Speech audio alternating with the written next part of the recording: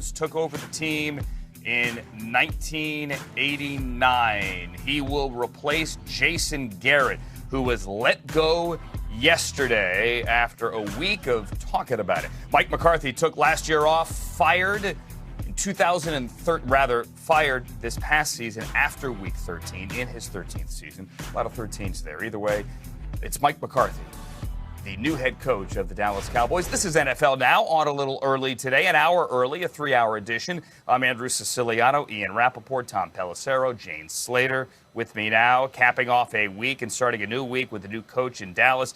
Ian, it was kind of interesting over the weekend here. Jason Garrett was technically still the Cowboys head coach, yet they were interviewing Marvin Lewis and interviewing Mike McCarthy, and then they didn't release Jason Garrett, so to speak, until yesterday. How did this all come together when everyone's kind of sort of represented by the same people? Yeah, they certainly are. But from my understanding, Jason Garrett knew pretty early in the week that he was not going to be back with the Cowboys. And, he met with the Jones family on Monday and Tuesday. But this was obvious and clear, in the words of NFL referees say, that Jason Garrett was not going to be back. He knew it. He shares an agent with a lot of these guys, as you mentioned. This was going to happen. So when the Jones family went away for a couple days and then came back on Friday, even though there was no announcement for Jason Garrett, they just began their coaching search. They brought in former Bengals head coach Marvin Lewis, and then they brought in Mike McCarthy, kind of secretly, but he flew in on Saturday morning. And the fact that he stayed overnight, decided to stick around with Dallas, meant there was a lot of mutual interest. This was one they wanted to get done. And when it was evident that Jerry Jones was as on board as Stephen Jones was, probably late on Sunday night, from what I understand, then they knew they had to get the deal done. This was basically done this morning. And at that point, some of the other teams that were involved, and McCarthy basically interviewed with all of them, they were informed that he was out for them and he was in for the Dallas Cowboys. All right, he is in, Jane Slater, in that building, we assume, if not right now, then sometime soon. What is the story there from the Star in Frisco? Well, it's my understanding that Mike McCarthy is no longer here. Of course, he spent 2 days in the DFW area and spent the night at Jerry Jones's house. They, again, decided to make this move after they decided to let Jason Garrett go late on Sunday night. I had gotten a tip this morning that Mike McCarthy was reaching out to at least one running backs coach candidate to see if he wanted to join his staff. At the time, we didn't know where that coach in position would be, but it was pretty clear that he was coming off a good weekend here in Dallas. Here's what I think is really interesting, though. I've continued to try and get official word from the Cowboys, even though Mike McCarthy has told Tom Pelissero himself that he has taken the job, and still none of that, even though we have the DallasCowboys.com crew shooting a behind-the-scenes look of all of the drama and the circus out here. The podcast is talking about it. We had Brad Sham on our network. So still waiting to find out when this press conference is going to take place. And I should also point out the coaches are waiting for some guidance.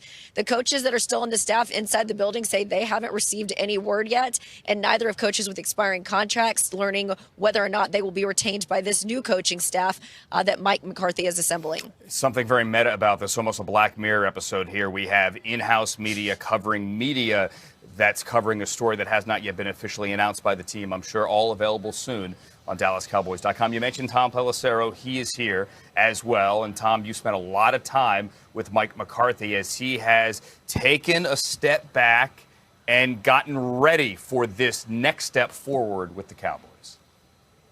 Andrew, Mike McCarthy texted me a few hours ago saying, I just signed the document. Can I catch up with you later? I'm about to walk into my kid's school. That's what his past year has been about. He's still been living in the Green Bay area. He has young children who he's been following up with, fighting for parking spots like the other parents, doing a lot of normal people stuff, but also working with some other coaches, Jim Haslett, Frank Cignetti Jr., Scott McCurley. They have been studying league trends, analytics, and other things to all prepare for 2020. They had the entire calendar mapped out for everything all the way through training camp. What they did not know was which job it was going to be. Well, they studied every team in the NFL, but I specifically remember when I spent time with McCarthy back in November, he was watching Dak Prescott, analyzing how the Cowboys were getting things open on the deep cross. There was a lot about the Dallas job as McCarthy went in there that he found exciting and intriguing. So how ready is he? You can take a look at this NFL Network feature to see exactly what he's done to prepare.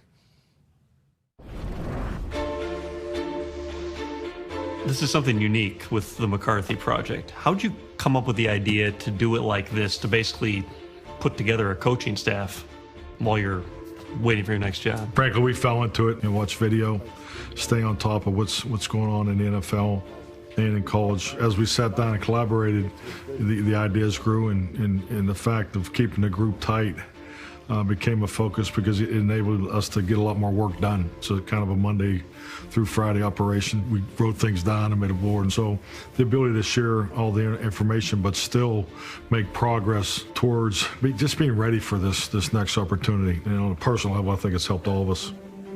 Sustaining success in this league is the biggest challenge. To do it right and to be in position to win it every year, that's what I'm looking for. Did you get your Starbucks this morning? Starbucks? I didn't. Yeah. Yeah? No, of course. What'd you get, the skinny vanilla latte, no foam? No, we gave those up. Why do you need to do this? Why do you need to go move the family out of Green Bay? It's a very selfish profession, coaching in the NFL. I think that's a given. But what I found through this transition is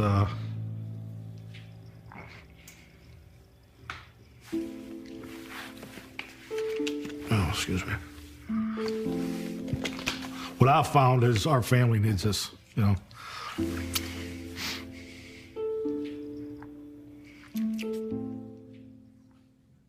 You can see in that piece how much the return to football means to Mike McCarthy. The guy's been to the pinnacle of his profession, won over 61% of his games with the Packers, 9 playoff appearances, including 8 in a row. He won a Super Bowl title. The Cowboys are not a retirement job for McCarthy. He is determined, especially based upon how everything ended in Green Bay, to go out there, win another one, and to try to continue to build that thing the right way to win him every year. Now, I know there's going to be questions, Andrew, about staffing. That is all coming together still, but expected to move quickly. One name to watch for McCarthy's defensive coordinator, Mike Nolan, who's most recently been the Saints linebackers coach. McCarthy was actually Nolan's original offensive coordinator with the 49ers back in 2005 before McCarthy left for Green Bay. Now Nolan is somebody that definitely is on the radar to take over the defense in Dallas. And Mike Nolan, formerly one of our colleagues here at NFL Network as well, he's getting a job. Jack Del Rio's getting a job. Everyone's getting back in the game. Tom Pelissero, great work there with Mike McCarthy. We also find out his Starbucks order.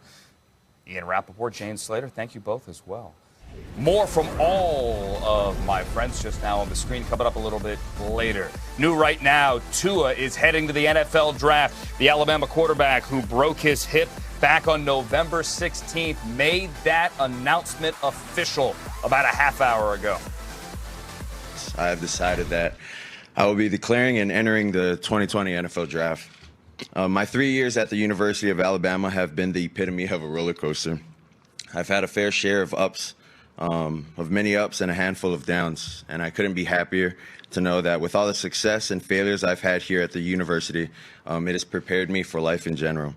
I can't express how grateful I am to have attended the greatest school in college. But the biggest thing I remember with my time here are the memories that I've made with all my friends, family, and loved ones. Tua heading to the draft, and we think, let's start the draft game now. You think he's getting picked on the night of April 23rd, which is the first round. And here's what the first 10 picks will look like that night, barring trades. Cincinnati locked in at number 1. Bengals may need a quarterback. The Redskins likely don't, but that becomes an interesting slot to trade up to, doesn't it? Lions, Giants, and Dolphins. Chargers.